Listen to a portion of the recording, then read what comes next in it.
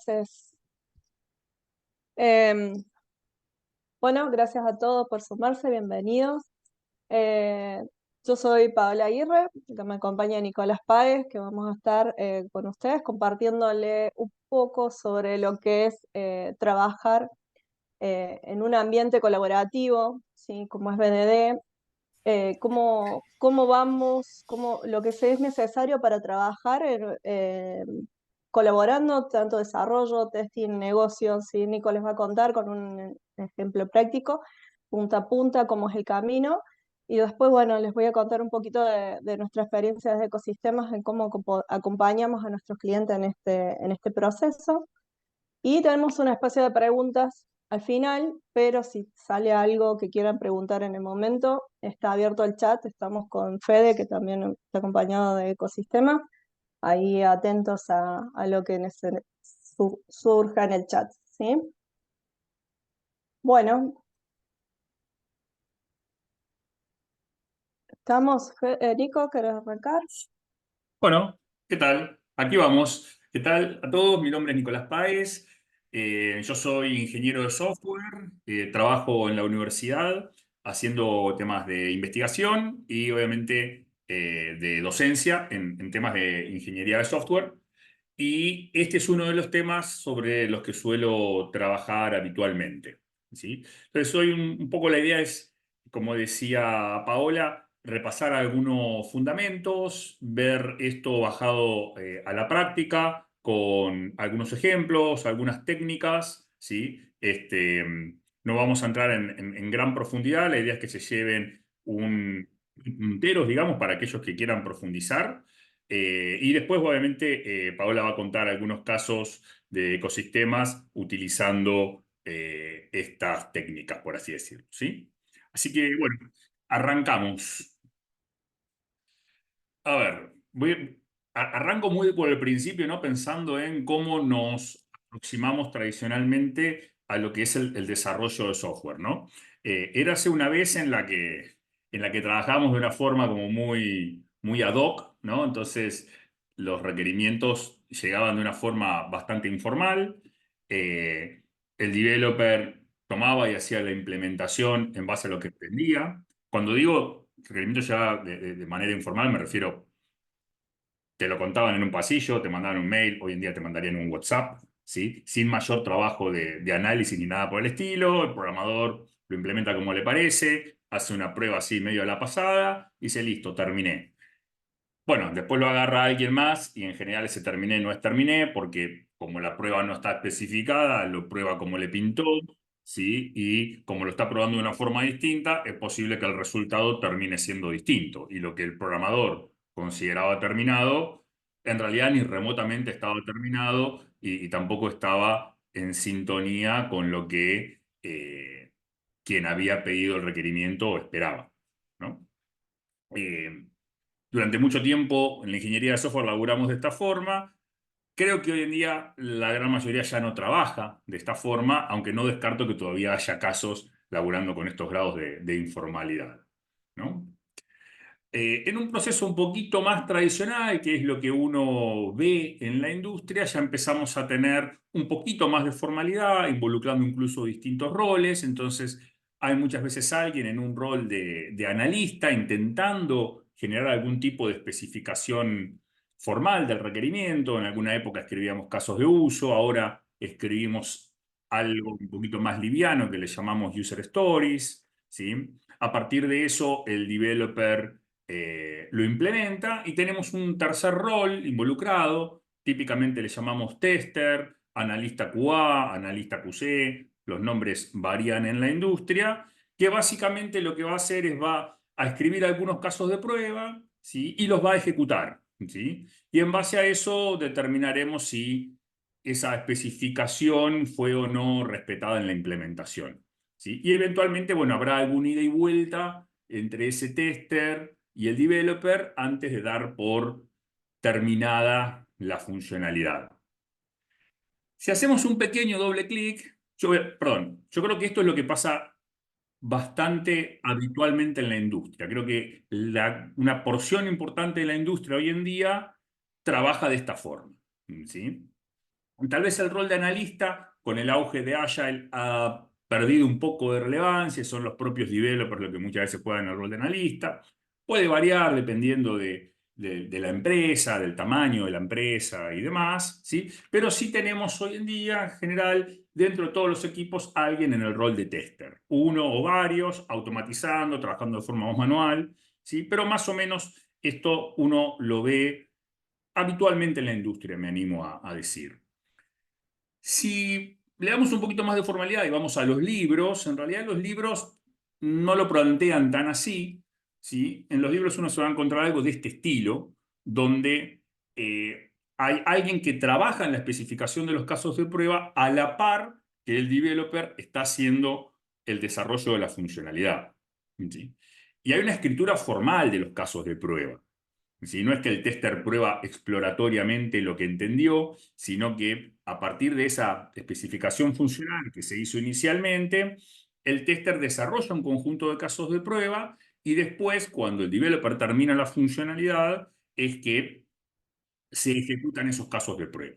Obviamente, lo que tiene interesante esto es que los casos de prueba los desarrolla alguien de una forma tal que puedan ser ejecutados por cualquier otra persona y el resultado de la ejecución de esos casos de prueba no va a depender de quién lo ejecute, porque al fin y al cabo todos vamos a estar ejecutando lo que dice el caso de prueba. Entonces, el caso lo podría desarrollar un tester y lo podría ejecutar otro, o más aún, el propio developer podría llegar a ejecutar ese caso de prueba antes de darlo por terminado. Muchas veces no se hace porque tal vez ese caso de prueba, cuando el developer está desarrollando la funcionalidad, el caso de prueba todavía no está disponible, ¿sí? Pero más o menos esta es la idea y lo que quiero recalcar de esta propuesta, que es lo que uno va a encontrar en los libros de ingeniería de software tradicional, es que me siento a escribir los casos de prueba, ¿sí? Y tenemos herramientas incluso para hacer eso, ¿no? TestLink, por ejemplo, me parece que hoy en día es una de las más populares, ¿no? Ahora, cuando vamos al terreno, perdón, hasta acá estamos, alguien se siente identificado ya sea con esta forma o con esta otra forma, me tiran un dedito por ahí como diciendo, sí, esto me resuena, me parece familiar, ¿no? Hay por ahí algún dedito, una manito, un sí, Nico, un mensajito en el chat, algo, como para que me quede tranquilo que alguien me está escuchando, ¿ok? Que no estoy delirando con sustancias raras, ¿sí? ¿Ok? Bueno, no. Ah, está, ya empezaron a aparecer algunos. Buenísimo. Bueno, bárbaro. Entonces, ¿qué es lo que sigue? Bueno, sobre esto es que empiezan a construir o empezamos a construir lo que, o empezamos ahora a meternos en lo que es el desarrollo ágil. El desarrollo ágil, además de traer iteraciones, además de traer Scrum, la figura del Scrum Master y algunas yerbas más, las retrospectivas, etcétera, etcétera, trae una propuesta distinta en términos de cómo llevar adelante este proceso. Y veo que alguien ahí dejó la mano levantada, que no sé si quiere hacer una pregunta o si simplemente me está saludando. Eknol, ¿tenés la manito levantada? Ok, todo bien. Ok, bárbaro. Bueno, vamos a tener un espacio para preguntas al final, pero si alguno siente la necesidad de hacer una pregunta mientras estoy contando algo porque no se entendió, necesita que aclare, pregunta. ¿Sí? Levanta la manito y pregunta, no hay problema. ¿Sí? Entonces, ¿cuál es la vuelta de rosca que nos trae el desarrollo ágil? Bueno, la vuelta de rosca que nos trae en realidad nos trae varias vueltas de rosca, ¿no? Varias cuestiones eh, que en general yo lo suelo, no puse un slide para eso, pero lo voy a contar igual, ¿sí? Cuando uno habla de testing en un contexto ágil, hay 4 puntos para mí que hacen la diferencia respecto de un enfoque más tradicional, ¿sí? Uno de esos puntos es que al menos una porción de los tests están automatizados. Otro punto importante es que empezamos a trabajar el testing en forma temprana, no es que hacemos todo el desarrollo y después testeamos, sino que vamos testeando más pegadito, más a la par, ¿sí? El tercer punto es que los developers están activamente involucrados con las cuestiones de testing, ¿sí? Y el último punto, que es el que vamos a profundizar, es que vamos a utilizar los tests ¿sí?, esos casos de prueba como complemento a la especificación de la funcionalidad, ¿sí? Ese es el punto clave y esa es la novedad que de alguna forma hemos dado en llamar BDD, ¿sí? Behavior Driven Development. Que si van a la bibliografía van a ver que, dependiendo del autor que lean, van a encontrar algunos términos alternativos, como ser ATDD, como ser Specification by Example y demás, que después voy a mencionar, ¿sí? Pero bueno, ¿en qué consiste esta propuesta de BDD? Bueno, si seguimos con esta secuencia, ¿sí?, la propuesta de BDD viene de esta forma, ¿no? Esa especificación funcional ya no la va a trabajar un analista necesariamente, sino que la vamos a trabajar en conjunto, ¿sí? El usuario, el desarrollador y el tester, ¿sí?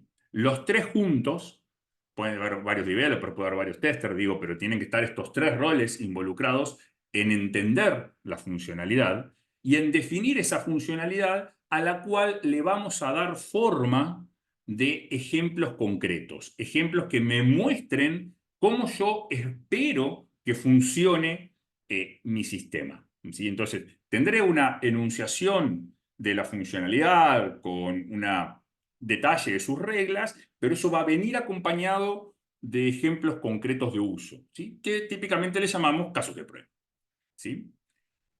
Después de eso, el developer se va a programar, como siempre, pero esta vez, cuando se va a programar, ya tiene al alcance de su mano los casos de prueba. Entonces ya sabe de antemano cómo va a ser probada esa funcionalidad que está detallada, ¿sí? Después, finalmente, cuando el developer lo da por terminado, el tester va a ejecutar esos casos de prueba que inicialmente ya habían acordado, ¿sí? Y que, más aún, como el developer trabajó, hizo su desarrollo teniendo esos casos de prueba a mano, ¿sí? Eh, Cuando lo estaba trabajando tenía los casos de prueba, antes de darlo por terminado, el propio developer ejecuta esos casos de prueba. Más aún, eventualmente podría hasta automatizarlos, ¿sí? Con lo cual, un efecto inmediato de eso es que acá esta relación entre developer y tester, que a veces suele tener fricciones, porque el developer dice terminé, el tester la prueba le dice no, no terminaste, te falta esto, y tenemos un ida y vuelta ahí, medio un ping-pong entre terminé, no terminaste, terminé, no terminaste, está listo, no está listo, ya está, le falta esto, no anda esto, ¿no? Bueno, si el developer, antes de darlo por terminado, ejecuta los casos de prueba y le da OK, y después esos casos de prueba los ejecuta el tester, no debería haber mucho ida y vuelta. La cantidad de idas y vueltas entre el developer y el tester en esta fase debería tender a cero, ¿sí? Más aún, otro beneficio adicional de haber trabajado los casos de prueba en forma temprana tiene que ver con que a la hora de planificar mi trabajo, a la hora de hacer lo que Scrum llama el sprint planning, ¿no?, la planificación de inicio de iteración, si yo tengo mi funcionalidad descrita con ejemplos, eso me da a mí mucho más detalle de cómo es la funcionalidad, ¿sí? Y entonces eso me va a permitir tal vez darme cuenta que si una funcionalidad tiene 25 casos de prueba asociados, bueno, tal vez es una funcionalidad demasiado grande y entonces yo quiera particionarla, ¿sí? O incluso eso me va a ayudar a mí a poder estimarla, ¿no? O sea, la cantidad de casos de prueba típicamente tiene algún tipo de relación lineal con la complejidad de la funcionalidad que voy a desarrollar, ¿no? Entonces, un efecto colateral de tener los casos de prueba en forma temprana es que me va a ayudar a estimar también, ¿sí? Bueno, dicho esto y haciendo un doble clic un poco más profundo, ¿sí? Típicamente las funcionalidades las representamos como user stories, ¿no? Las user stories no son un artefacto de Scrum, pero muchas veces cuando uno trabaja con Scrum utiliza user stories, ¿sí? Las user stories son, supongo que todos estamos más o menos familiarizados con user stories, las estén usando o no, tal vez las escucharon nombrar seguramente, levantan un dedito por ahí como para decirme sí, sabemos de qué estás hablando, ¿sí? Levantamos un dedito tal vez. Sí, ahí está, Giselle, perfecto, gracias. ¿Alguien más que haya escuchado hablar de User Stories? ¿Sí? ¿No? Bueno, quisiera pensar que sí. Bueno, las user stories son un artefacto para representar Bueno, funcionalidades que creó, si se quiere, Ron Jeffries allá a fines de los años 90, ¿sí? Y que muchas veces cuando hablamos de user stories, si uno va y consulta, va a ver las tres C, ¿no? Card, Conversation, Confirmation, como tres características que tienen las user stories. Card, porque allá a fines de los 90 lo que se solía hacer era las user stories las escribíamos en una tarjetita bibliográfica. Ahí se escribía el requisito, ¿sí? El requisito, el requerimiento, como gusten llamarlo. ¿Sí? Conversation, porque esa tarjetita en sí era un recordatorio de una conversación que yo tenía que tener con un usuario. ¿Sí? Aquellos que están familiarizados con user stories seguramente han visto que la forma en que se suelen escribir las user stories es: como comprador quiero poder buscar, bla, bla, bla, bla, ¿sí? Ese cómo me está indicando con quién tengo que tener yo la conversación, ¿no? En esa conversación yo voy a asegurarme de entender qué es lo que se necesita y finalmente voy a tener una confirmación. Esa confirmación van a ser los criterios de aceptación asociados a esa story, que de alguna forma me van a estar indicando cuáles son las cuestiones, los criterios que me van a permitir a mí definir si esa story está lista o no está lista, si se comporta acorde a lo esperado o no. ¿Sí? Bien. Complementariamente a eso, cuando trabajamos en un contexto ágil, aparecen dos o tres ideas más. Lo que llamamos el definition of ready, que es de vuelta un criterio, un acuerdo a nivel de equipo de qué necesito que cumplan mis stories, mis funcionalidades, ¿sí? Para considerarlas listas para desarrollo. ¿Sí? Un ejemplo típico es si yo estoy haciendo un sistema web, uno podría decir, mira, yo para poder desarrollar una funcionalidad necesito un prototipo de la pantalla, aunque sea dibujado a mano alzada en papel, saber cómo tiene que ser la pantalla, porque si no, yo no puedo empezar a desarrollar. ¿Sí? Entonces, de esa forma uno podría tener toda una serie, o suele tener, mejor dicho, una serie de criterios que constituyen el definition of ready como condiciones que tienen que cumplir todas mis stories como para que yo me pueda poner a trabajar en ellas. ¿Sí? Es una definición muy general. ¿Sí? Complementada por criterios de aceptación que son reglas, escenarios, casos de prueba concretos, ¿sí? Que tiene que cumplir mi definición para que yo la pueda empezar a trabajar, ¿no? Entonces, como definición general, todas mis stories cumplen con el definition of ready. Adicionalmente, voy a hacer un doble clic y agregarle a cada story unos criterios de aceptación, ¿sí? Que van a ser particulares de esa story. Y adicionalmente tendré otro acuerdo, otros criterios que le llamamos definition of done, ¿sí? Que me van a permitir a mí tener en claro si puedo dar por terminada esa funcionalidad, si puedo dar por terminada esa story. Por ejemplo, para algunos equipos dan por terminada una story cuando está en el ambiente de prueba, ¿sí? Algunos otros la dan por terminada cuando está en el ambiente productivo. Algunos otros la dan por terminada cuando está en el ambiente de prueba, se la mostré al usuario y el usuario me dio el OK. ¿Sí? Entonces eso varía. ¿Sí? Bueno, esos son acuerdos que tiene que generar cada equipo. ¿Sí? Bien, esto como generalidades, ¿sí? Ahora, veamos un ejemplo para bajarlo a tierra, ¿sí? Algo que tal vez no quedó del todo claro. Digo, yo estoy usando como sinónimos, ¿sí? El término ejemplo, escenario y caso de prueba, ¿sí? No son estrictamente lo mismo, pero en el contexto de esta breve introducción, ¿sí? Utilizo estos tres términos como ejemplo, ¿sí? Como sinónimos, perdón, ¿sí? Entonces, aquellos que quieran profundizar más en esto que acabo de decir y en lo que voy a contar a continuación, les recomiendo estos dos libros, ¿sí? El primero, Specification by Example, ¿sí?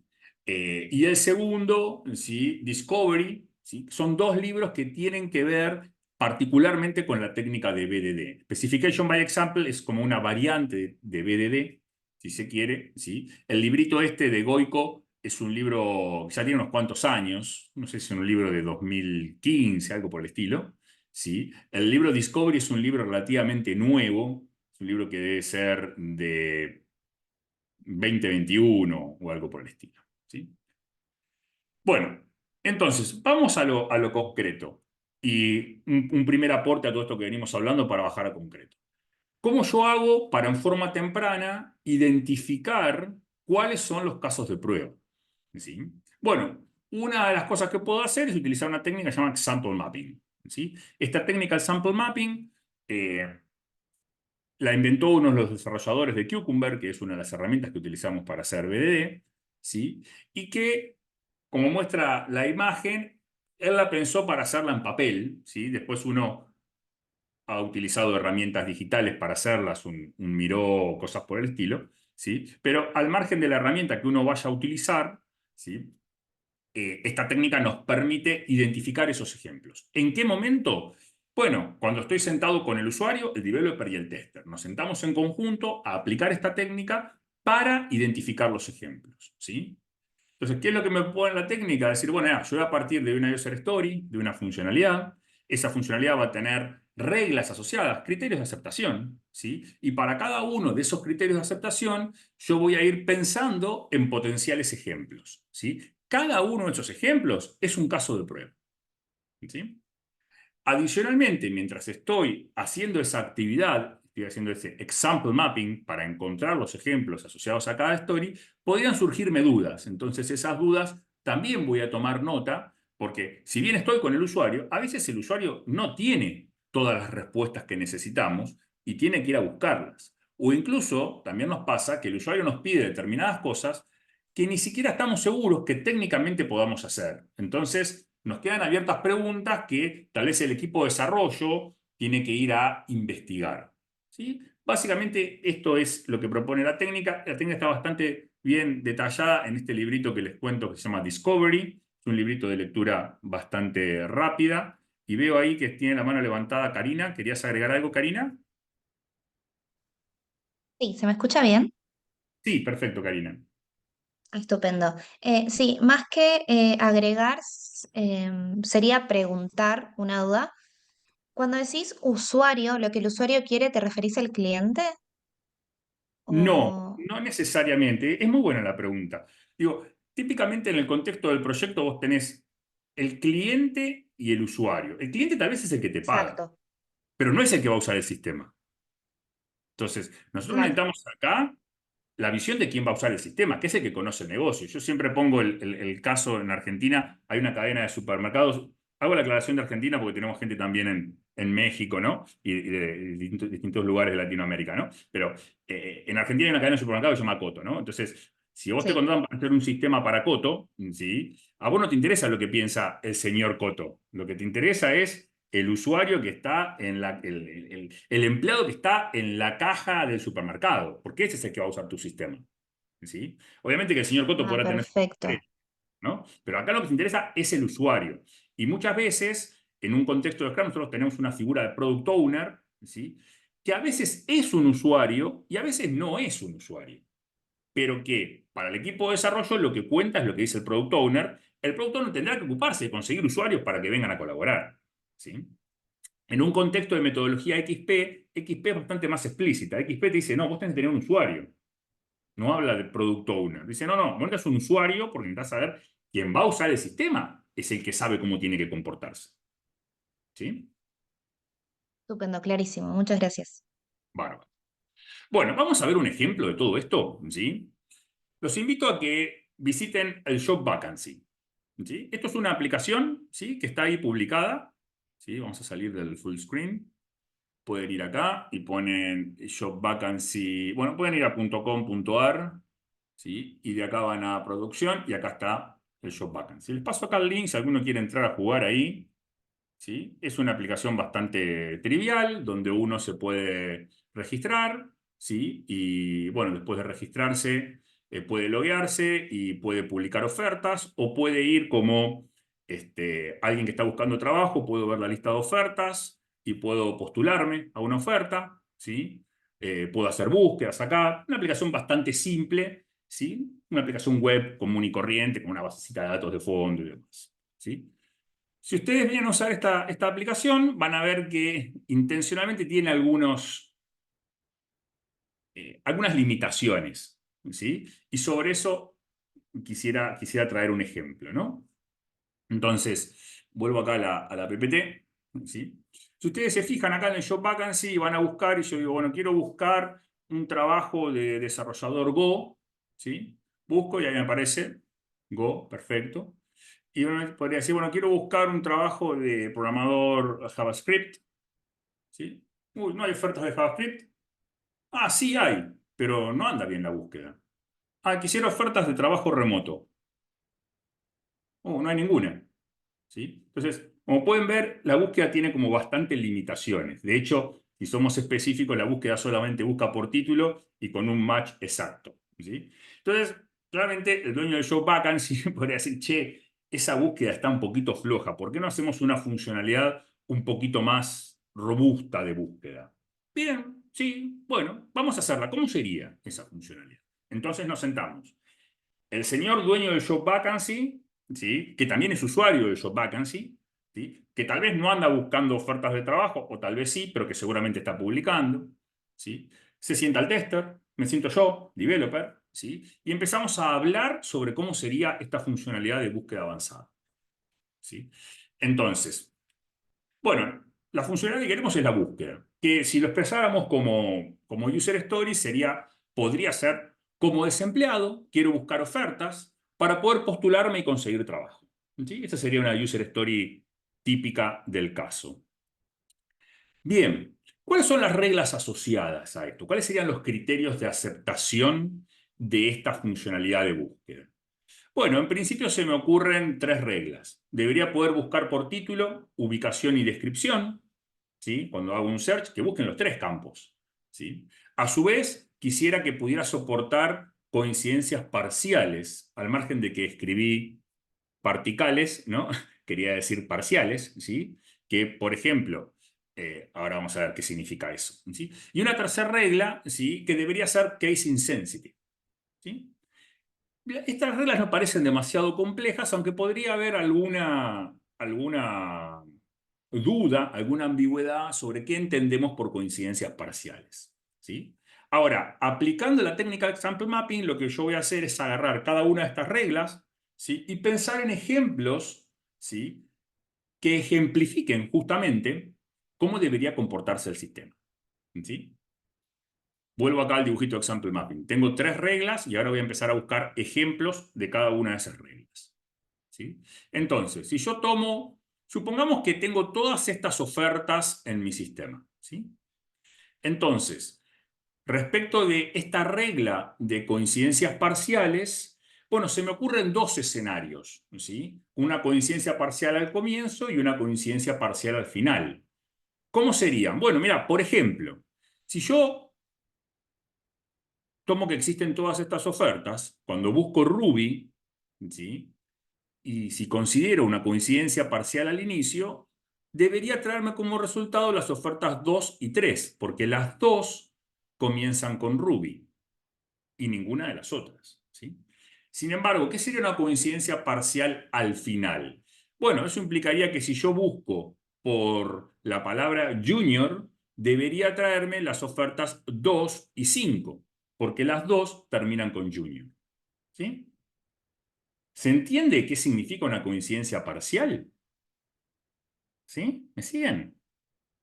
¿Sí? ¿Ven cómo los ejemplos me ayudan a ir aclarando de qué estamos hablando? ¿Sí? El ejemplo es bastante simple, digamos, ¿sí? Cuanto más compleja es la regla que tenemos entre manos, más sabroso termina siendo el ejemplo, ¿sí?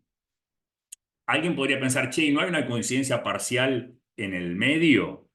Bueno, podría haberla. En este caso, no la pidió el usuario, digamos. Si la hubiera pedido, tendríamos una regla que diría, un escenario, en realidad, que diría coincidencia parcial al inicio, ¿sí? Pero no lo tenemos porque, bueno, no lo pidió, por así decirlo, ¿sí? Entonces, hasta acá, lo que tenemos son ejemplos. Todavía no codeamos la funcionalidad. De hecho, esto lo hicimos antes de codear la funcionalidad. Lo hablamos con el usuario, lo hablamos con el developer, lo hablamos con el tester, nos pusimos de acuerdo, armamos los ejemplos. Y ahora con esto, ¿sí? Bueno, lo hicimos para una regla. Este mismo razonamiento uno lo haría para cada una de las reglas, ¿sí? Generando así toda una serie de ejemplos. Fíjense que acá, para esta única regla, tenemos 2 ejemplos. ¿Sí? Por otro lado, tenemos 2 reglas más, ¿no? Dijimos que tenía título, ubicación y descripción, con lo cual de acá al menos salen 3 ejemplos más. Una búsqueda por título, una búsqueda por ubicación, una búsqueda por descripción, son 3 ejemplos más. Y después el de case sensitive y el de case insensitive. ¿Sí? Bueno, ahí de vuelta al menos 2 o 3 ejemplos más voy a tener. ¿Sí? Con lo cual hasta acá tengo una story y tengo, no sé, al menos 10 ejemplos. ¿Sí? Ya con eso, ¿sí? Eso lo hacemos, ¿en qué momento lo hacemos esto? Lo hacemos o en lo que es la reunión de planificación de la iteración o en una reunión previa de refinamiento. ¿Sí? El punto es que en el momento en que el developer tiene que sentarse a estimar la story, ya sabe al menos cuántos ejemplos tiene. ¿Sí? Tal vez yo no entré en el detalle, ¿sí?, de escribir el detalle del escenario, pero al menos lo ubico. ¿Sí? Las técnicas de example mapping lo que te propone es al menos ubicar los ejemplos.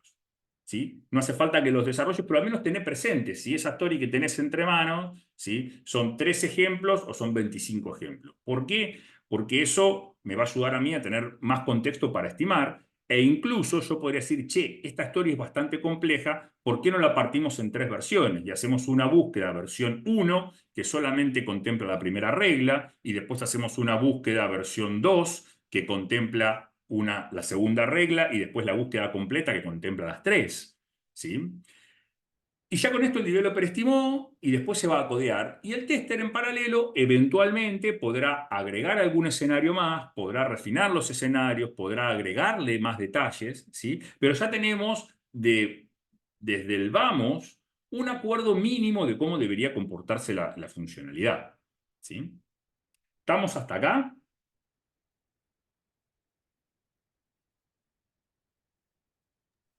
Sí. ¿Sí? ¿Todo en orden? Bien. Y esto es la parte central de BDD, ¿sí? Todavía no nos metimos en la parte de automatización, que es como el segundo punto central que trae esto, ¿no? El primer punto es la comunicación y la colaboración, porque estos ejemplos los charlamos entre todos en forma temprana, ¿sí? Como ejemplificaba acá, ¿sí? Ya sea en la planning o incluso en una reunión de refinamiento previa a la planning, el usuario, el developer, el tester, nos sentamos, colaboramos, hablamos y generamos los ejemplos. ¿Sí? Después el developer se va a codear teniendo sus ejemplos y podrá, de paso, automatizarlos. ¿Sí? O los podrá automatizar en un esfuerzo posterior, ¿sí? Pero lo que tiene interesante esto es que si no los puedo automatizar, al menos al haberlos escrito de esta forma, ¿sí?, esto lo puedo ejecutar manualmente. ¿Sí? Esa es la parte interesante. Entonces, ahora voy a mostrar en concreto cómo usar esto, ¿sí?, con otra story, ¿sí?, y con código, ¿sí?, sobre justamente la aplicación del Job Vacancy. ¿Sí? Entonces, me vengo acá, tuki. Este es el proyectito de Job Vacancy, está codeado en Ruby. Yo ya tengo acá un conjunto de pruebas que tiene la aplicación, que las corro ahí y caminan. A ver. Uy. Ay, no me lo tomo. ¿Qué pasó acá? Me tengo un errorcito ahí. A ver, esperen que estuve jugando hace un ratito. ¿Qué pasó? Déjenme ver acá que tengo algo metido. Ahí lo limpié. Perfecto. Esto debería correr acá sin problema. Tuki. Ahí está. Ahí corrieron todas las pruebas. ¿Sí? Está todo en verde. ¿Sí? Me corrió 34 pruebas, que son estas pruebas, son más bien de tipo unitario. Y acá tengo algunas pruebas escritas con Cucumber y Gherkin. ¿Sí? Acá voy a empezar a introducir terminología porque no hablé de herramientas hasta acá. Fíjense interesante esto. O sea, hablé de escribir ejemplos, ¿sí? Y mostré algunos ejemplos escritos con texto plano, ¿sí? Entonces lo que voy a hacer ahora es eso mismo, escribir ejemplos en texto plano, ¿sí? Y entonces lo que quiero hacer es desarrollar una funcionalidad que es relevante para el Job Vacancy, que la pueden probar, es que el Job Vacancy te permite hoy en día, esta aplicación, que vos te registres 2 veces con el mismo mail, lo cual puede ser medio confuso, ¿sí?, para algunos usuarios. Entonces lo que vamos a hacer es trabajar en una primera story, ¿sí?, que tiene que ver con agregar soporte para que el mail tenga que ser único, ¿sí? Entonces, ¿cómo arranco eso? Voy a arrancarlo acá. Supongamos que yo ya lo hablé con el usuario y entonces quiero empezar a hacer BDD de cara a automatizar, ¿sí? Entonces, me vengo acá, voy a crear un nuevo archivo que le voy a llamar registro con mail único.feature, ¿sí? Y ya me lo traje medio como Blanca Cota con la torta medio preparada, ¿no? Para no andar tipeando, ¿sí? Es la característica que quiero es justamente la registración con mail único y tengo dos escenarios, ¿sí? Acá yo le suelo poner un identificador para identificar rápido los escenarios sin tener que andar leyéndolo por completo, ¿sí? Entonces tengo dos escenarios, o sea, yo me voy a registrar y el mail con el que me quiero registrar todavía no existe, o un segundo escenario donde el mail con el que me quiero registrar ya existe, ¿sí? Pero ¿cómo son estos escenarios? Fíjense. Bueno, dado que no existe un usuario registrado con el mail juan@test.com, entonces cuando quiero registrarme con juan@test.com, mi registración es exitosa. ¿Sí? Dado que existe un usuario registrado con este mail, cuando yo me quiero registrar con ese mail, entonces la registración es fallida. ¿Sí? Me parece que es un escenario bastante simple que lo entendemos. ¿Sí? Esto está escrito en texto plano, ¿sí? Con una sintaxis semiestructurada que se llama Gherkin. ¿Sí? Esta sintaxis de escenario, dado, cuando, entonces, se llama Gherkin. Está en inglés, de hecho acá yo tengo algunas otras escritas en inglés, se puede escribir en distintos idiomas y las palabras reservadas varían, obviamente. ¿Sí? Acá lo importante de esto es que escribamos castellano o inglés, o sea, tengamos un lenguaje en común. Si mi usuario habla castellano y yo hablo castellano, esto lo escribo en castellano, ¿sí? Típicamente, porque justamente eso nos facilita tener un lenguaje universal entre todos. Ahora, fíjense que esto me lo está pintando en amarillo. ¿Por qué me lo pinta en amarillo? Bueno, porque esto es un entorno de desarrollo y sabe que esto es Gherkin y que yo posiblemente, si estoy escribiendo el Gherkin acá, es porque lo quiero automatizar. Porque este texto plano yo lo podría escribir en el Notepad, si quisiera. Pero lo estoy escribiendo en este IDE que se llama RubyMine. Ya, si lo estás escribiendo acá es porque lo querés automatizar. Bueno, sí, lo quiero automatizar. Entonces yo tengo que decirle a la herramienta, ¿sí? ¿Qué quiero que ocurra cuando yo digo esto? ¿Qué significa que no existe un usuario registrado con ese mail? Bueno, en lenguaje coloquial significa eso. Ahora, en términos de código, ¿qué significa? En términos de automatización, ¿qué debería ocurrir cuando yo digo eso? Entonces, bueno, acá voy a tener que ir escribiendo código para poder automatizar cada una de estas sentencias, ¿sí? Ahí es donde entra en juego una herramienta que en este caso se llama Cucumber, ¿sí? Cucumber es una herramienta que me va a permitir a mí, a partir de esta sentencia en lenguaje natural, asociarle un fragmento de código, ¿sí?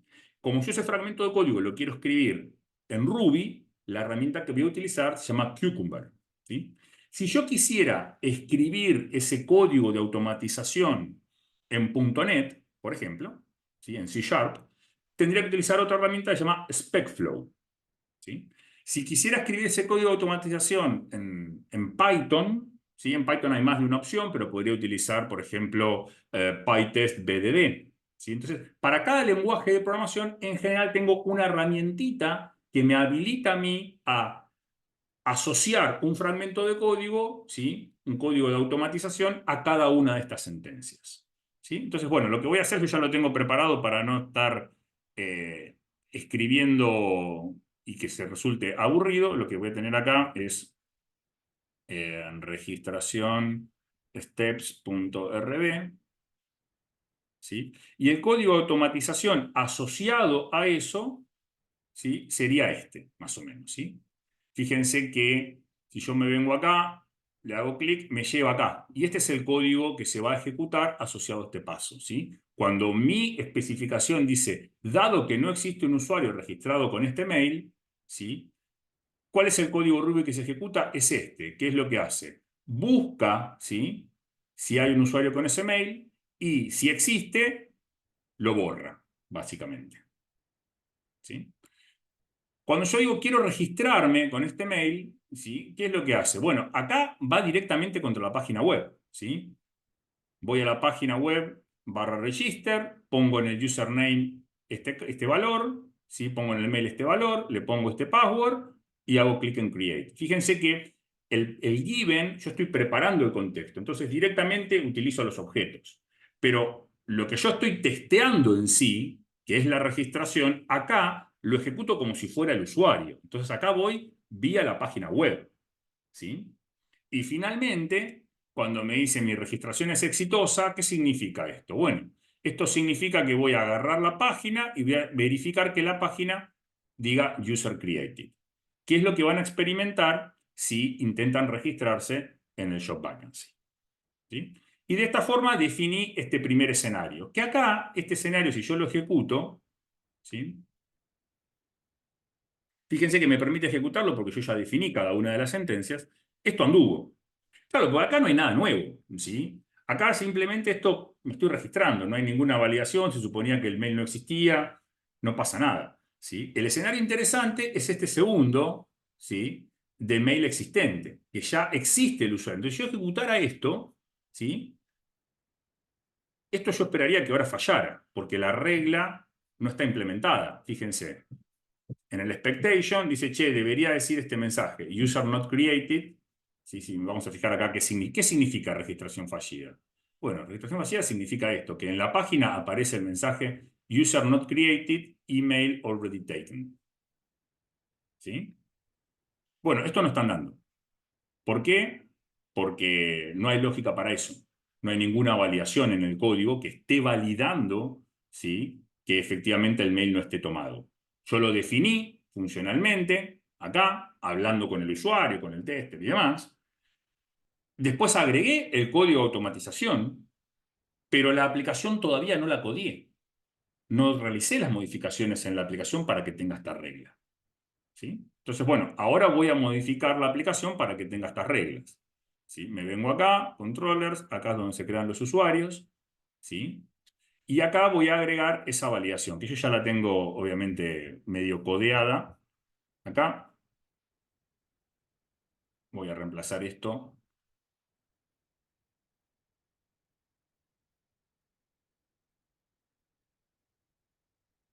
Básicamente acá lo que hice fue crear una clase Registration Service, ¿sí? Y acá esto tiene ya la lógica de detectar si me lanza un error de mail duplicado, ¿sí? Me tiene que decir esto. Ahora, la parte interesante es que este Registration Service todavía no existe.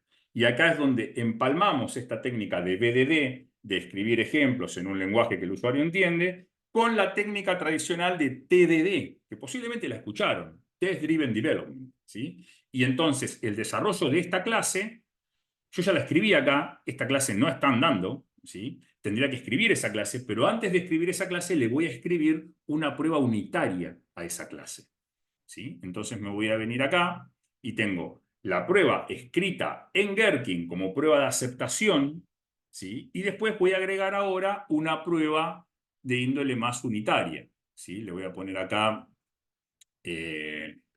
registration service spec.rb, ¿sí? Y el código para ese registration service sería algo así. Ay, no, no sería algo así, perdón.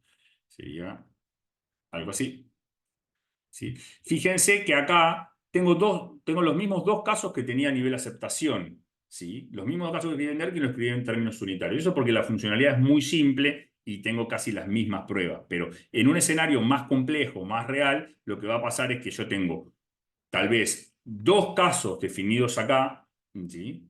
Y después, en términos de clases, tengo un montón de casos más porque la funcionalidad requiere de un montón de clases que interactúen. En este caso, la funcionalidad es tan simple que toda la funcionalidad se resuelve en una única clase. Entonces tengo, en cierto modo, la misma prueba repetida, ¿sí?, a nivel de aceptación y a nivel de clase. Pero eso es simplemente por una cuestión de simplicidad de esta funcionalidad, ¿sí?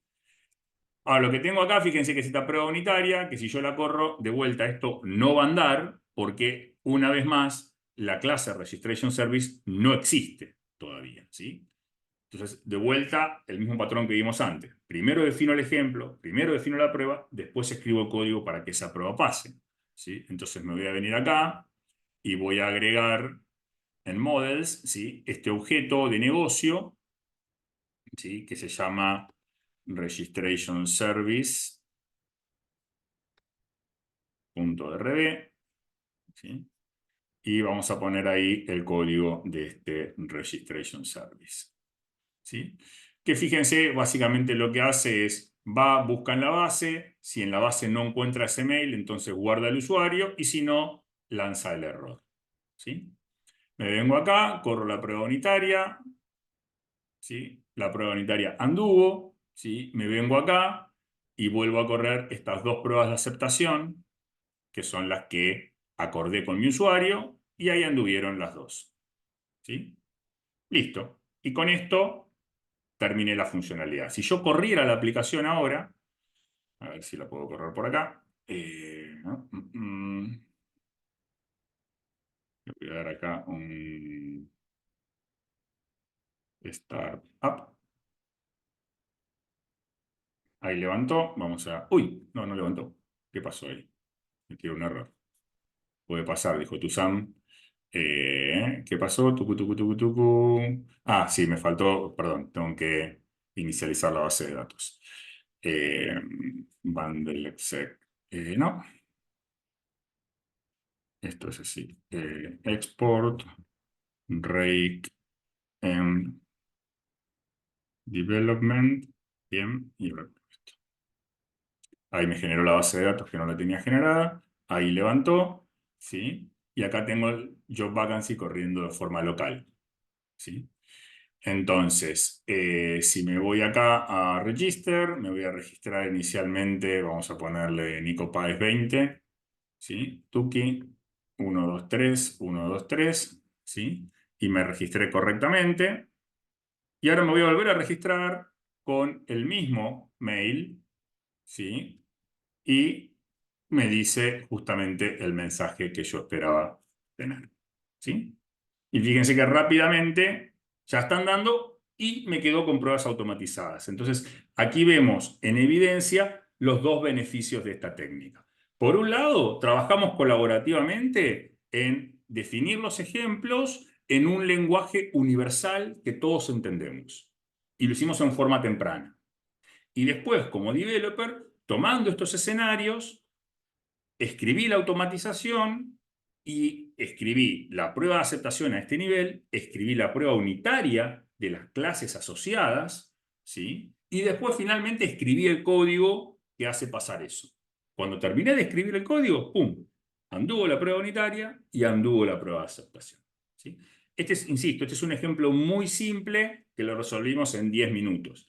En un escenario más real, es posible que yo tenga muchos más escenarios, que tenga que escribir muchas más pruebas unitarias, que la funcionalidad requiera de varias clases, tocar pantallas y demás. Aquí prácticamente no toqué más que alguna lógica de negocio, tampoco tuve que modificar la base de datos, ¿sí? Pero la dinámica es exactamente la misma. Prueba de aceptación, una vuelta grande, prueba unitaria, varias pruebas unitarias para hacer pasar la prueba. Bueno, y hasta acá llegó mi exposición. Todo Bueno, tuyo, Paula. bueno, muy bueno, Nico.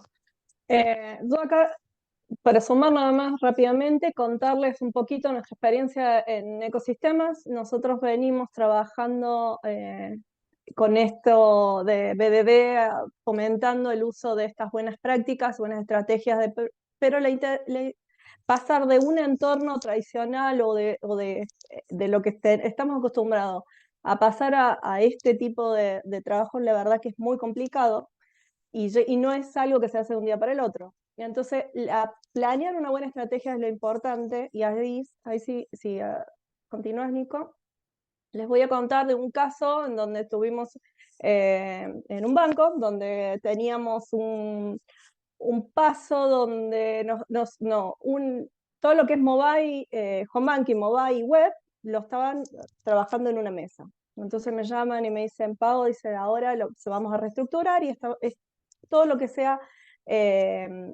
mobile y web de esta aplicación la van a estar tocando, van a decir, avanzamos, Nico, por 5 mesas. Estas 5 mesas van a tocar tanto web, mobile, backend, frontend. Entonces, vamos a tener ahí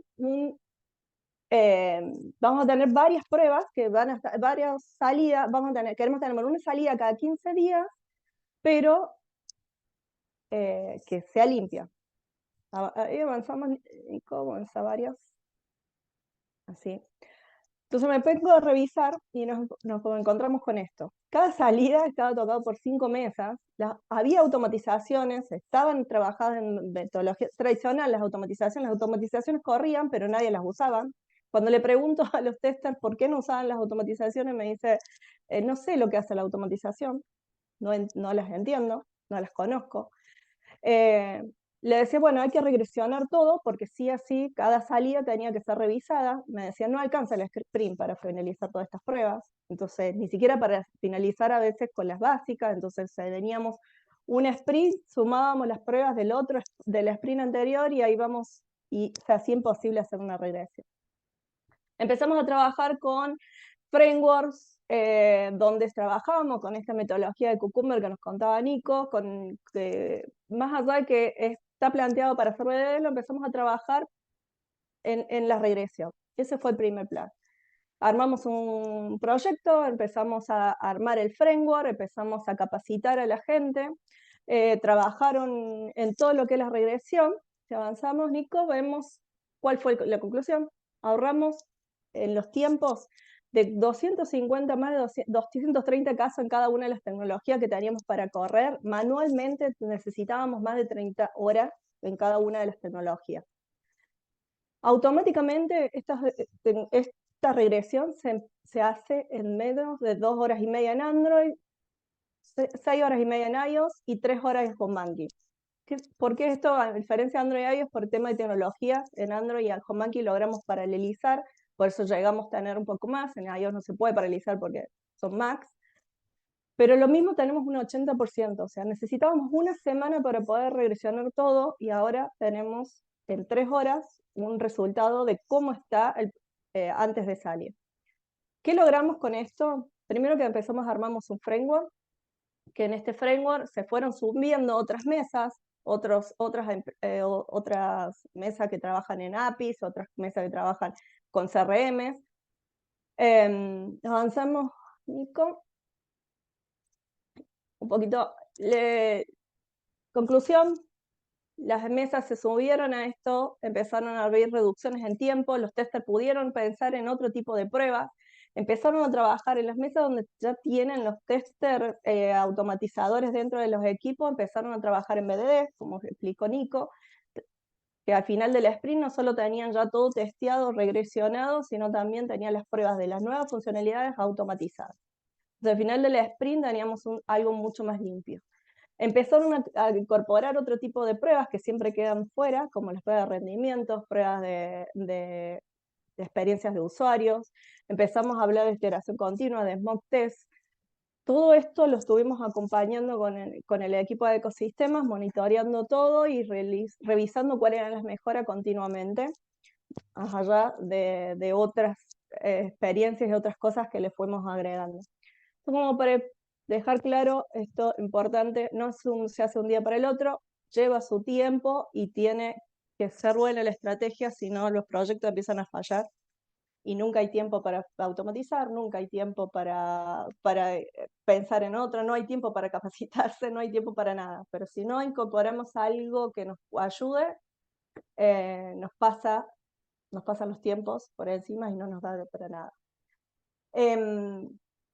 También les doy, antes de dejarles el tiempo para las preguntas, vamos a estar haciendo otro webinar nuevo, donde vamos a presentarle una de nuestras herramientas que es para automatizar, que somos partner con Catalon, para mostrarles cómo BDD se puede hacer también con distintas herramientas, como dijo Nico, y una de ellas es Catalog, que le ayuda mucho para también y agiliza mucho el día a día. Así que bueno, los invito para que estén atentos en redes, que van a estar saliendo prontamente el nuevo webinar. Bueno, preguntas. A ver, Nico. ¿Hubo dudas? ¿Algo que comentar? Dejamos el micrófono a ellos.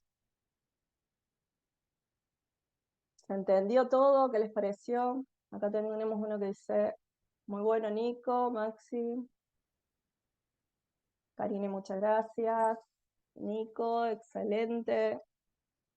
Fer, ¿alguien quiere comentar algo?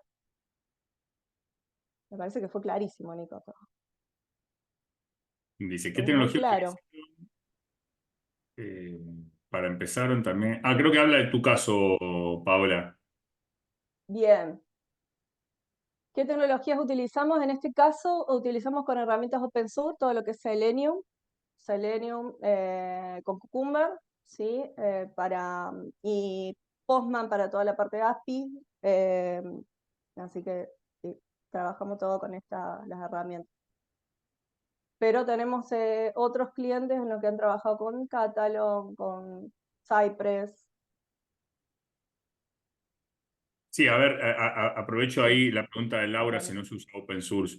La realidad es que eso depende mucho de qué sea lo que estás testeando. O sea, si tu aplicación es web, hay algunas herramientas para eso. Si tu aplicación es mobile, hay otro set de herramientas. Si tu aplicación es desktop, son otras herramientas en Exactamente. general. Vos tenés herramientas para cada tipo de aplicación. Algunas herramientas tienen, o mejor dicho, algunas empresas tienen herramientas para los distintos ambientes. Por ejemplo, en el mundo open source, que es lo que yo más suelo utilizar, medio que el estándar de facto es Selenium, ¿sí? Selenium tiene un primo hermano que se llama Appium, que se suele utilizar para aplicaciones mobile, ¿sí? Después, en el espectro de las herramientas pagas, bueno, tenés Catalog y tenés otras cuantas más por ahí dando vuelta, por ejemplo, Silk, ¿no? Por mencionar alguna, ¿sí?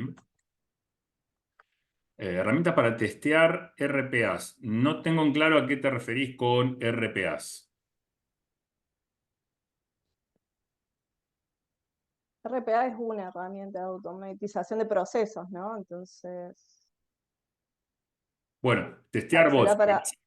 Los bots depende cómo estén implementados. Puedes tener un bot de Telegram, un bot de WhatsApp, un bot, incluso WhatsApp en el teléfono o WhatsApp en la web. Entonces digo, ¿qué es el tipo de aplicación que tenés que testear? ¿Sí? Más aún, los bots, porque yo ahora estoy trabajando en un bot. ¿Sí? El bot típicamente vos tenés que handlear el mensaje que viene y muchas veces la lógica está atrás en una API, entonces puedes ir y testear directo a la API, no sé. Ahí hay que ver un poquito más en detalle. Te invito, si querés, a que abras el micrófono y compartas un poquito más el contexto y vemos si te puedo dar alguna punta. Hola, hola, ¿qué tal? Buen día. Sí, de hecho, bueno, RPAs van más allá de los bots, que es como el chatbot, es como ah, lo más cercano que quizás se tiene, ¿no? Pero RPAs se extiende a cualquier cosa que se pueda hacer en la computadora, como si Ujú. fueran- Pero sí tienes toda la razón. Ahorita estoy razonando con tu respuesta y realmente se hace con el código con el lenguaje, perdón, de .NET. Entonces, más bien va asociado con el lenguaje, no tanto con la tecnología de RPAs, ¿cierto? Pero perdón, no sé si RPA es una herramienta, ahí lo estaba googleando, digo, No, suena a no, un tipo de herramienta, Robotic Process Automation. sí. Nosotros trabajamos con Robo Framework, todo lo que es ahí, por ahí los chicos de Parental me pueden ayudar porque es el área de Software Solution, pero tenemos todo lo que es, somos partner también de Rockebots, ¿sí? Que es una herramienta que se utiliza para la automatización de procesos. Por eso te decía, lo que es por ahí nosotros de RPA es la automatización en sí de un proceso, ¿sí? RPA ya es una herramienta. Sí, hay una cuestión que Sí. tal vez sea bueno como aclarar.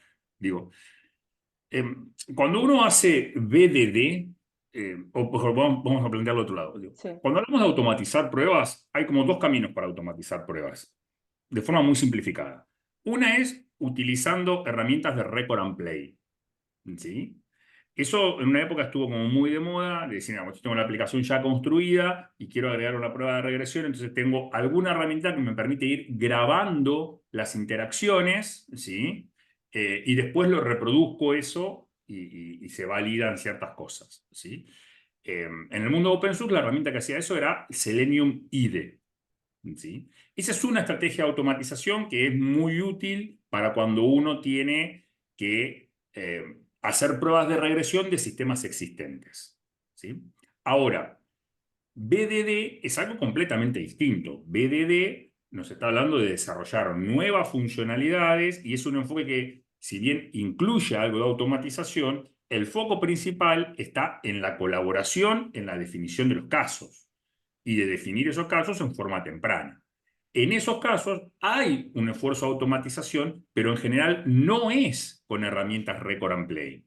Es con herramientas en las que uno tiene que programar a mano, por así decirlo, ¿sí? Entonces, en ese contexto uno ya no usa Selenium IDE, sino que utiliza otro producto de la familia Selenium, que es el Selenium Driver, ¿sí? Digo, como para aclarar un poquito la terminología de todas las cosas que andan dando vuelta por ahí, ¿sí? Ujú.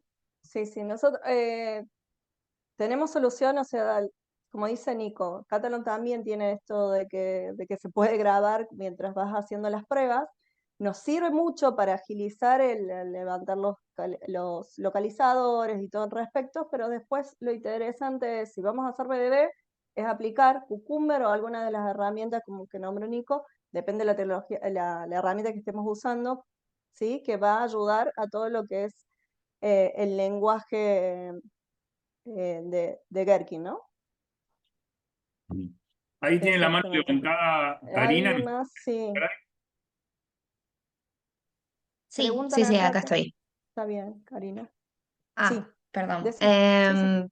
Primero, agradecer el espacio del webinar, que la verdad es que aporta bastante conocimiento en una porción súper breve de tiempo, la verdad, porque en una hora me dejaron claro muchísimas cosas. Está buena también, o sea, por una parte la explicación de Nico y después Pau con el ejemplo de la vida real, que obviamente en el contexto donde se te queman las papas no es tan agradable, pero ya a modo de contar y experiencia sirve un montón, más para las personas que queremos adentrarnos en todo lo que es tanto testing o en el mundo de dev.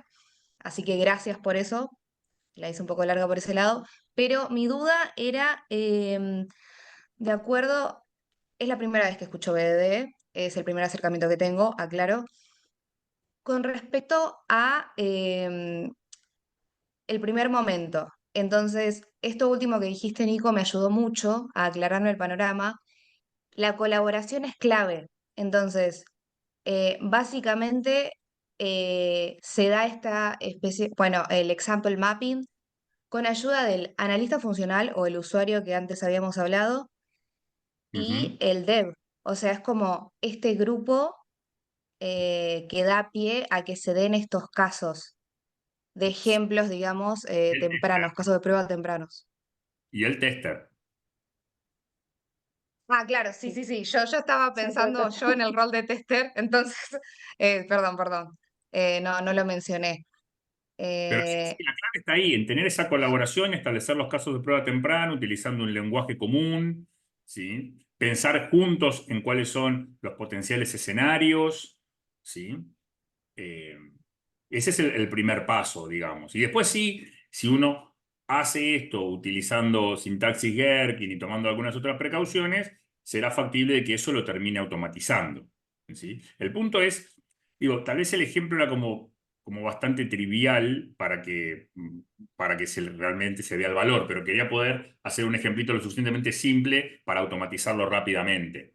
Les cuento un caso en el que, uno de los primeros casos en los que yo apliqué esto, año 2015, nos había contratado una empresa que estaba cambiando su sistema de facturación, una empresa argentina que estaba cambiando su sistema de facturación. Y entonces, una cuestión que pasa en Argentina, como es un país federal, cada provincia tiene sus propios impuestos, digamos, hay impuestos a nivel nacional y después tenés impuestos que varían según el distrito, ¿sí? Y que a su vez esos impuestos también varían dependiendo de quién es el consumidor, si es una empresa, si es un consumidor final, lo que fuera. Entonces, las reglas de facturación no son algo trivial. La empresa quería asegurarse que el nuevo sistema de facturación que estaban construyendo realmente funcionara bien. ¿Y quién conocía las reglas de facturación? La gente del área de finanzas. ¿sí? Entonces, lo que hicimos en ese caso fue armar todo un arnés para poder escribir las pruebas en forma temprana, utilizando Cucumber, ¿sí? Utilizando Gherkin, ¿no? En realidad era Gherkin para especificar la prueba en ese lenguaje de texto plano, ¿sí? Y después automatizar eso utilizando, en esa empresa se utilizaba tecnología Java, con lo cual el código de automatización estaba escrito en Cucumber JVM, que es la versión Java de Cucumber, ¿sí? Y una cuestión interesante que tiene esto, y vuelvo acá al código, fíjense que yo esta frase, ¿sí? Esta sentencia, la utilizo acá, o incluso esta, fíjense, esta está acá y está acá. Entonces, el esfuerzo de automatización que uno hace, fíjense, yo acá tengo 6 pasos de automatización, ¿sí? Pero este paso se repite, están los dos, es exactamente el mismo. ¿Sí? Entonces, ¿qué es lo que ocurre? Cuando uno empieza a hacer varias funcionalidades y empieza a escribir los escenarios empiezan a compartir pasos. Entonces, uno de repente define 10 pasos y combinando esos 10 pasos, uno puede generar muchísimos escenarios sin tener que escribir código de automatización adicional. Entonces, ¿qué nos pasó en aquella vez con el sistema de facturación? Nosotros trabajamos con los analistas del área de finanzas, que no eran programadores, eran contadores, ¿sí?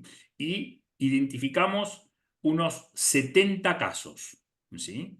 70 casos que los escribimos con estas sentencias así y escribimos el código de automatización, ¿sí?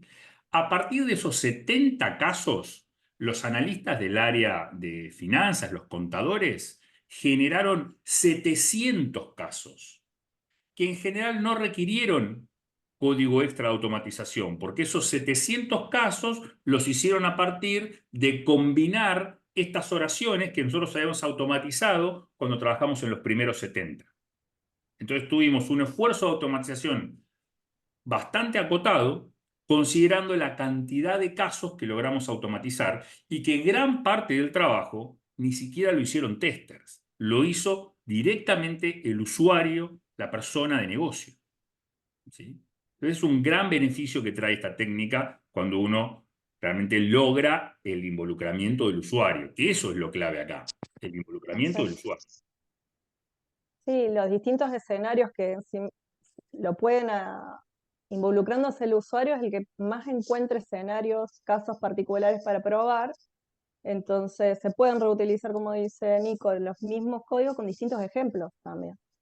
Entonces, nosotros aplicamos soluciones en donde los ejemplos se ponían en un Excel separado, o sea, ni siquiera había que tocar el código. Ejecutaba y se ejecutaba el mismo caso con varios ejemplos distintos, con solo agregarlos en un Excel. Entonces, tenías al final una solución planteada y documentada también, ¿no? Porque todo esto se documenta rápidamente. Ahí preguntan si entiendo que el ejemplo que conté fue para APIs mobile web, sí, fue mobile web, también hicimos CRMs CRMs y también tenemos todo lo que es APIs, ¿sí? Con APIs es un poquito más difícil utilizar PDD, pero no quiere decir que no se pueda automatizar y te agiliza muchísimo para tener unas pruebas en bajo nivel, ¿no? Lo que es APIs. Y las herramientas de vuelta son herramientas, se utilizan según la necesidad, según el cliente. Muchas veces se elige según si tienen o no tienen, están homologadas en el cliente. Otras veces se eligen, depende de la seguridad que quieran compartir. O que estamos por testear, ¿sí? Entonces, si vas a... Así que eso se elige en conjunto al momento de elegir eh, con qué vas a estar automatizando. A ¿Otra ver, duda? veo ahí una Sí. pregunta de Sergio que está piola. Sergio, ¿querés desmutearte y contarla? Hola Nico, ¿Qué tal? ¿Cómo estás, Sergio? Tanto tiempo. congelado. Mira, este es una persona que tiene una API, una empresa logística, una API que se conecta a una base de datos donde se conectan todos los sistemas de prueba. una base de datos QA. Entonces, estar modificando esa base de datos para ponerla en un estado conocido no me resulta factible, porque mientras ejecute esa prueba, no sé qué voy a romper en otra parte. No puedo tener una base de datos aislada.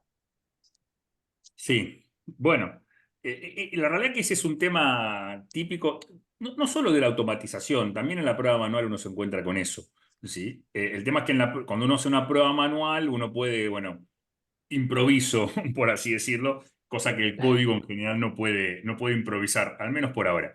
Entonces digo, hay una cuestión clave ahí que uno, para poder ejecutar una prueba, necesita conocer cuál es el punto de partida, ¿sí?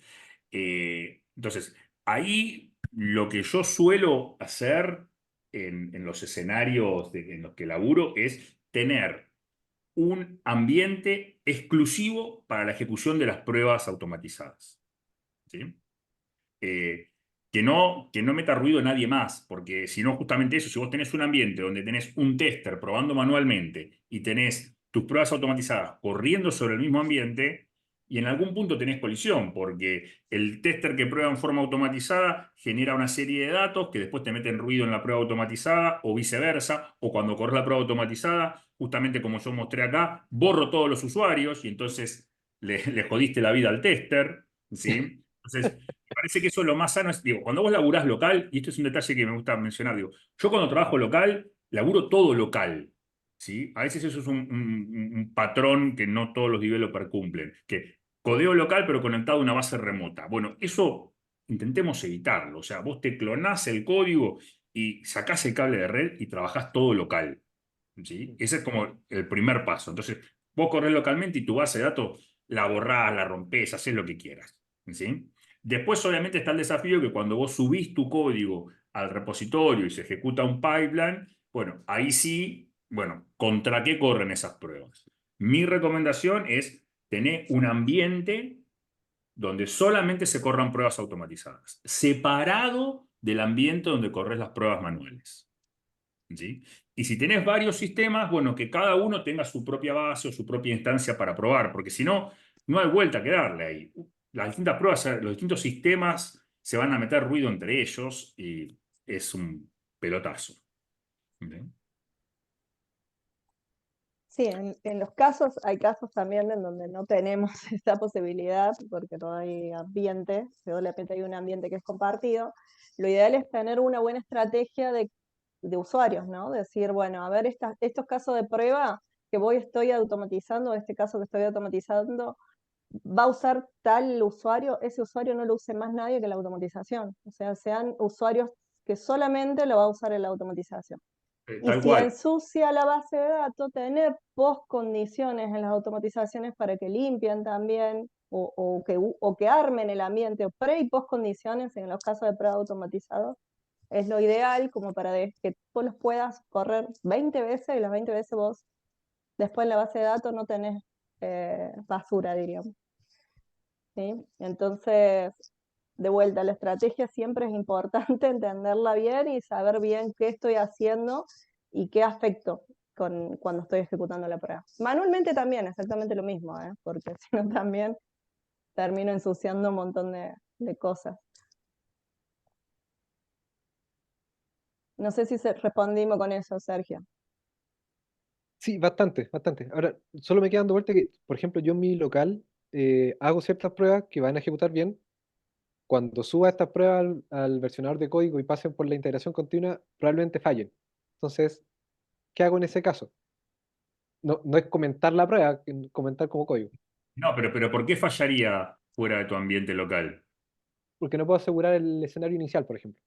Bueno, entonces digo, ahí creo que el primer punto es que intentes asegurar el escenario inicial de alguna Claro, forma, ¿sí? Utilizando otra base. O sea, hoy en día, no sé, vos mencionabas, hay una aplicación Net, es Netcore, sí, es Netcore eso. Todo eso lo podés dockerizar, entonces vos podrías, que cuando eso corre en integración continua, te levantás una base dockerizada ahí adentro, livianita, y corres los test contra eso claro. sin tener que conectarte a otra base. Entonces, esa sería una forma. Si no, la otra es si no tenés esa forma y bueno, decís, bueno, los test los corro local y no se van a correr en integración continua porque no puedo setapear el ambiente. Bueno, ahí lo que yo haría sería segmentar los test, no los borro, no los desactivo, sino que segmentás los test. Todas las herramientas tienen alguna forma de segmentar los test. Por ejemplo, vos acá, si utilizás Cucumber, vos podrías poner acá una regla del estilo arroba solo local, ¿sí? Entonces, cuando esto corre en integración continua, le decís que te corra todas las pruebas, salvo las que dicen solo local. Y esas no se corren allá arriba y no te van a romper el pipeline, ¿sí?